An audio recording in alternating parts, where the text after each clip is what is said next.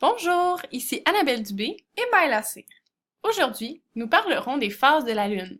À la fin de cette capsule, tu devrais être en mesure de situer les astres, soit le positionnement de la Terre, de la Lune et du Soleil, pour chaque phase lunaire. Si tu n'as jamais remarqué, l'apparence de la Lune change au fil des semaines. Par exemple, une fois seulement par mois, tu peux observer dans le ciel la Lune totalement pleine. Voici les différentes phases de la Lune. Commençons avec la nouvelle lune. C'est lorsque nous avons l'impression qu'il n'y a pas de lune dans le ciel. En vérité, c'est seulement qu'elle n'est pas éclairée.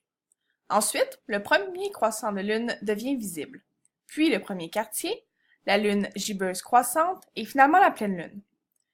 Ainsi, nous voyons de nuit en nuit la surface de la lune s'éclairer de plus en plus. Durant cette période où la lune passe d'invisible à totalement visible, on dit que celle-ci croît. Dans ce contexte, le verbe croître signifie que la lune devient plus apparente chaque jour. Une fois la pleine lune passée, la lune commence à décroître, ce qui veut dire qu'elle devient de moins en moins éclairée.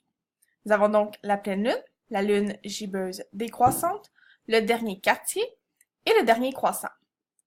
Lorsque la lune semble former un C dans le ciel, c'est qu'elle décroît et qu'elle s'en va vers la nouvelle lune et non vers la pleine lune. Mais comment la Lune peut-elle changer ainsi? Maintenant, regarde cette image. Imaginons par exemple que le X représente le Québec. En ce moment, étant donné que nous sommes dans la partie ombragée de la Terre, c'est la nuit. Quand tu regardes le ciel, tu vois la pleine lune. Cela s'explique par le fait que le Soleil envoie ses rayons directement sur la surface que nous voyons de la Lune.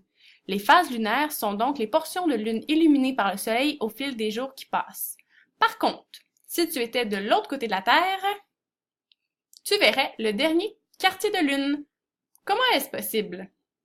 Comme tu le vois dans le dessin, une moitié de la lune est toujours éclairée par le soleil, comme illustré ici par les petites demi-parties blanches sur le dessin de chacune des lunes. Ainsi, si tu étais sur le soleil, tu verrais toujours la pleine lune. Mais ce n'est pas le cas, car nous sommes sur la Terre. Ainsi, si tu es ici, ce que tu vois, ce n'est pas cela, mais bien cela.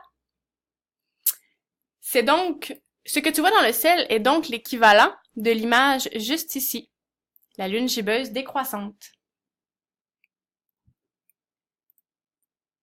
Si ce n'est pas clair pour toi, je t'invite à reculer la vidéo et l'écouter de nouveau, car ceci est bien important. Maintenant, sachant que la Lune prend 27 jours, 7 heures, 43 minutes et 11 secondes et demie, mais bon, disons 28 jours, à faire le tour de la Terre, réponds à la question suivante. En terminant, observe bien les photos. Tu remarqueras que la Lune nous montre toujours la même face. Savais-tu que nous étions en 1967, la première fois que nous avons photographié, avec une sonde, la face cachée de la Lune? J'espère que maintenant, la Lune et ses phénomènes te sont plus familiers. Cette capsule a été enregistrée dans le cadre du cours PPA 3111 à l'Université de Montréal à la session d'automne 2017.